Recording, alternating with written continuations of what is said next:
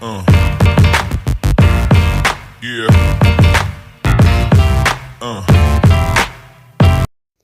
Oi, gente, bem-vindos a mais um podcast do Politizando. E hoje nós vamos falar um pouquinho sobre a história da Constituição Brasileira. Para quem não sabe, a Constituição Brasileira, ela é a lei que está acima de todas as outras leis aqui no Brasil, é ela que declara os seus direitos. E das 7 constituições, 4 foram promulgadas por assembleias constituintes e 2 foram impostas. Uma foi imposta por Dom Pedro I e a outra foi imposta pelo Getúlio Vargas. E uma foi aprovada pelo Congresso pela exigência do regime militar. E na história das constituições brasileiras, há uma alternância entre regimes fechados e os mais democráticos, mas com uma baixa repercussão na aprovação das cartas. Alguns momentos elas eram impostas e outras elas eram aprovadas por assembleias constituintes. Agora a gente vai fazer um breve resumo das medidas adotadas pela Constituição do país. A primeira Constituição foi de 1824, no Brasil Império. Ela foi apoiada pelo Partido Português, ela foi constituída por ricos comerciantes portugueses e de altos funcionários públicos de Dom Pedro I. Foi quando Dom Pedro I dissolveu a primeira Assembleia Constituinte em 1823 e ele impôs o seu próprio projeto, que tornou a primeira Constituição do Brasil. Ela foi aprovada por algumas câmaras municipais da confiança do Dom Pedro I, e essa carta ela foi datada dia 25 de março de 1824, ela continha 179 artigos, e ela foi considerada pelos historiadores como uma imposição do imperador. Entre as principais medidas dessa carta, algumas coisas são destacadas, como o fortalecimento do poder pessoal do imperador, do Dom Pedro I, a criação do poder moderador, que estava acima do poder executivo, legislativo e judiciário, e as províncias passaram a ser governadas pelos presidentes nomeados pelo imperador, e as eleições são indiretas e censitárias. O direito ao voto ele foi concedido somente aos homens livres e proprietários, era de acordo com o nível de renda, e ele foi fixado na quantia líquida e anual de 100 mil réis por bem de raiz, indústria, comércio ou empregos. E para ser eleito, o cidadão tinha que comprovar uma mínima proporcional ao cargo pretendido, e essa Constituição foi com a duração mais longa do país, cerca de 65 anos. A segunda Constituição foi de 1891, no Brasil República, que foi após a proclamação da República, que foi em 15 de novembro de 1889, com as mudanças ali do sistema político do país e também com a abolição do trabalho escravo, também teve a ampliação das indústrias, o deslocamento das pessoas do meio rural para os centros urbanos, e também teve o surgimento da inflação, né? E também outra mudança foi o abandono do modelo de parlamentarismo franco-britânico e o aproveito do presidencialismo norte-americano. Foi quando o Marechal Deodoro da Fonseca, o proclamador da República, e também chefe do governo provisório, e o Rui Barbosa, que era o seu vice, eles nomearam uma comissão de 5 pessoas para apresentar um projeto que seria examinado pela futura Assembleia Constituinte. O projeto escolhido, ele vigorou uma Constituição provisória e até que fossem tiradas conclusões da Constituintes. E as principais inovações dessa nova Constituição, ela foi datada dia 24 de fevereiro de 1891 e são instituição da forma federativa de Estado e da reforma republicana do governo. Também teve o estabelecimento da independência dos poderes executivos, legislativos e judiciário. Também teve a criação do sufrágio e com menos restrições, impedindo ainda mais o voto aos mendigos e os analfabetos. Teve também a separação entre a igreja e o Estado, ou seja, a criação de um Estado laico, onde hoje o Estado que nós vivemos é laico, onde não se mistura política e religião. Não sendo, que não foi mais assegurado a religião católica, então o status de religião não estava mais vinculado com o poder político. E a instituição do habeas corpus, que foi a garantia concedida que alguém estiver sofrendo ou ameaçando de sofrer violência ou coação do seu direito de locomoção. Ir, vir, permanecer e por ilegalidade do abuso do poder, ou seja, liberdade, direito de ir e vir. Tivemos a terceira Constituição, que foi a de 1934, que já foi lá na Segunda República, que foi feito pelo Getúlio Vargas. O país realiza a nova Assembleia Constituinte, ela foi instalada em novembro de 1933. A Constituição de 16 de julho de 1934, ela traz uma marca getulista das diretrizes sociais. E foram adotadas algumas medidas. Maior poder ao governo federal, voto obrigatório e secreto a partir dos 18 anos, com direito de voto às mulheres, mas também mantendo uma proibição de votos aos mendigos e aos analfabetos.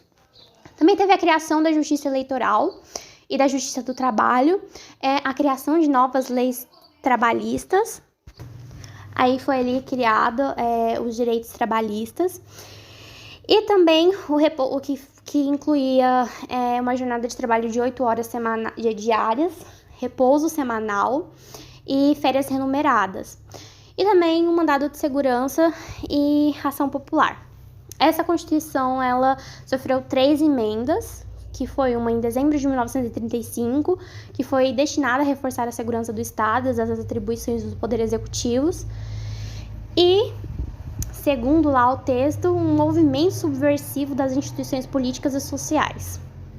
Nós também tivemos a quarta Constituição, que foi a de 1937, já no Estado Novo, que foi em 10 de novembro de 1937, o Getúlio Vargas, ele revogou a Constituição de 1934, ou seja, ele dissolveu o Congresso ao país e sem qualquer nenhuma consulta prévia. A Carta Constitucional do Estado Novo, que ela foi de inspiração fascista, no modelo fascista lá da Itália, com Mussolini, e com a supressão dos partidos políticos e concentração de poder nas mãos de um chefe supremo executivo, ou seja, não foi uma coisa muito democrática. Essa carta ela foi datada em 10 de novembro de 1937. Tem já uma carinha aí de ditadura militar, mas enfim. Entre as principais medidas adotadas, tivemos a instituição da pena de morte, a supressão da liberdade partidária e a liberdade de imprensa, ou seja, eles não tinham liberdade de imprensa e nem... Aí que surgiram os atos institucionais. Anulação da independência dos poderes legislativo e judiciário, restrição das prerrogativas do Congresso Nacional, permissão para a suspensão da imunidade parlamentar, prisão e exílio dos opositores do governo, ou seja, qualquer pessoa que fosse contra aquele tipo de governo já era exilado. E a eleição indireta para o presidente da República, com mandato de 6 anos. Ou seja, Getúlio Vargas ali roubou o poder. E com a derrota da Alemanha na Segunda Guerra Mundial, as ditaduras direitistas internacionais entraram em crise e o Brasil sofreu as consequências da derrocada do nazifascismo. Então, Getúlio Vargas tentou em vão sobreviver e resistir, mas essa grande reação popular, com o apoio das Forças Armadas, o que resultou ali numa entrega de poder do presidente, né, do Getúlio Vargas, do Supremo Tribunal Federal, STF, e do José Linhares após a exposição de Vargas ocorrida lá em 29 de outubro de 1945. O novo presidente ele constituiu outro ministério e revogou o artigo 167 da Constituição, que adotava o estado de emergência, acabando com o Tribunal de Segurança Constitucional.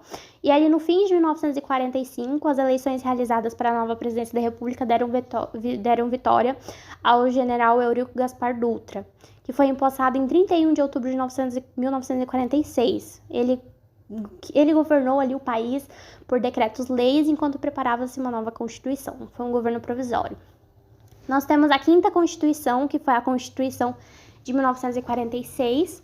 Essa Constituição ela foi datada em 18 de setembro de 1946. Ela retomou a linha democrática de 1934. Ela foi promulgada de forma legal, após a deliberação dos congressos recém-eleitos e assumiu ali tarefas da Assembleia Constituinte. Entre as medidas adotadas, nós tivemos o estabelecimento de direitos individuais, o fim da censura e da pena de morte. A carta também ela tinha a independência do executivo, legislativo e judiciário. No nosso próximo podcast iremos falar sobre esses 3 poderes.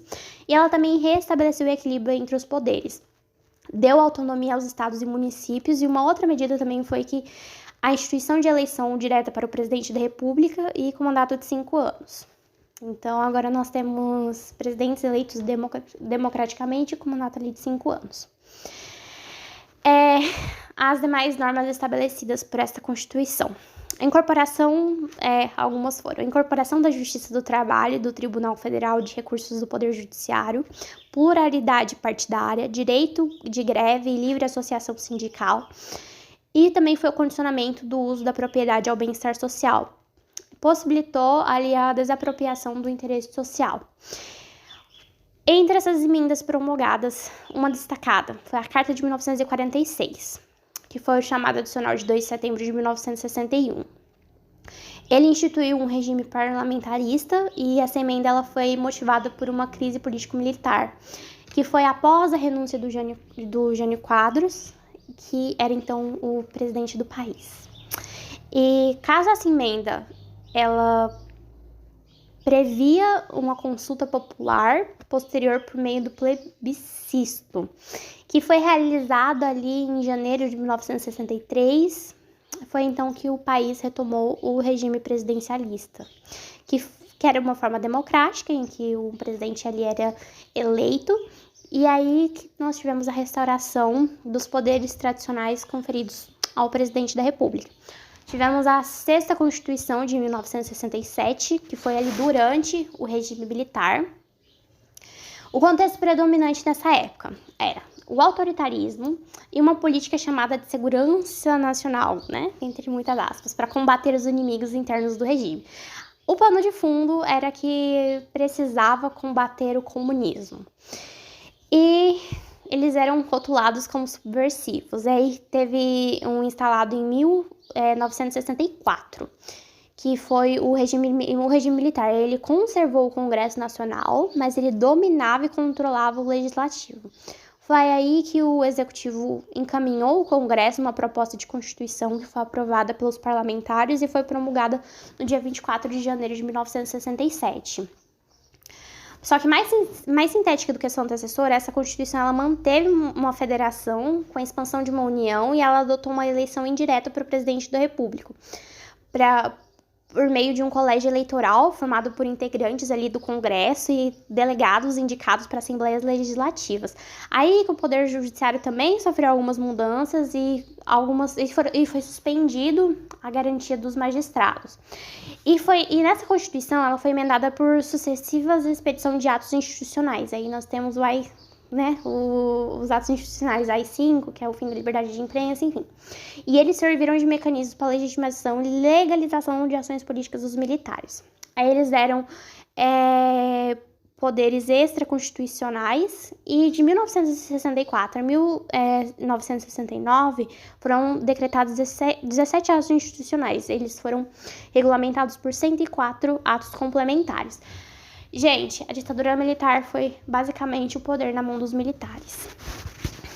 E um deles que eu já estava citando foi o AI-5, o Ato Inconstitucional 5, que ele foi de 13 de dezembro de 1968. Ele foi um instrumento que deu ao regime militar ali poderes absolutos. A primeira consequência foi o fechamento do Congresso Nacional por quase um ano e exceto os mandados dos senadores. Também dos deputados e vereadores, e eles passaram a receber somente a parte fixa dos seus subsídios. Entre outras medidas do AI-5, nós tivemos a suspensão de qualquer reunião de cunho político, censura aos meios de comunicação, desde da parte cultural, música, de teatro, cinema. Nós também tivemos a decretação do estado de sítio do presidente da República, ou de qualquer caso previsto na Constituição, e a autorização para intervenção nos estados e municípios. essa foi a sexta Constituição. Agora nós temos a sétima Constituição de 1988, que é a que nós temos hoje, que foi datada em 27 de novembro de 1985. Por meio da Emenda Constitucional 26, ela foi convocada pela Assembleia Nacional Constituinte. Ela teve como finalidade elaborar um novo texto constitucional para expressar a realidade social pelo qual passava o país, e já que vivia um processo ali de redemocratização após o término do regime militar. Foi datada em 5 de outubro de 1988. Ela inaugurou um novo cenário ali jurídico e institucional no país, e também teve a ampliação das liberdades civis e dos direitos de garantia individual.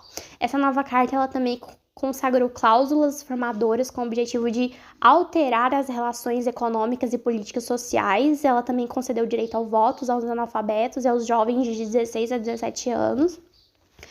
Ela estabeleceu também novos direitos trabalhistas, como a redução da jornada semanal de 48 para 48 horas, seguro-desemprego e das férias remuneradas.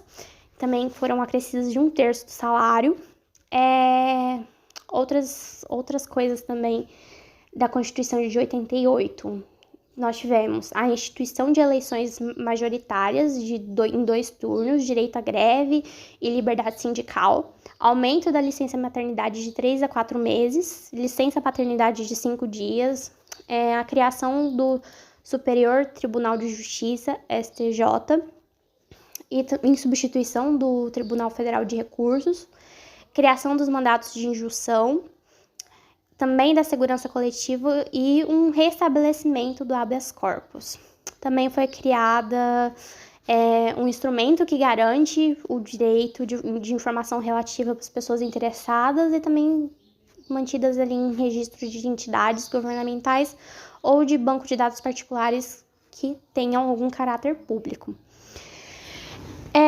Também nós tivemos uma reforma do sistema tributário e na repartição de receitas tributárias federais. Teve como principal propósito aí fortalecer os estados e os municípios nas reformas na ordem econômico-social, principalmente com instituição de política agrícola e fundiária e novas regras ali para o sistema financeiro nacional. Leis de proteção ao meio ambiente e o fim da censura das rádios, TVs, teatros e meios de comunicações e expressões culturais nós temos hoje em dia. E também tivemos a alteração na legislação e assistência social. É isso, gente. Essa é a história da nossa Constituição Federal. E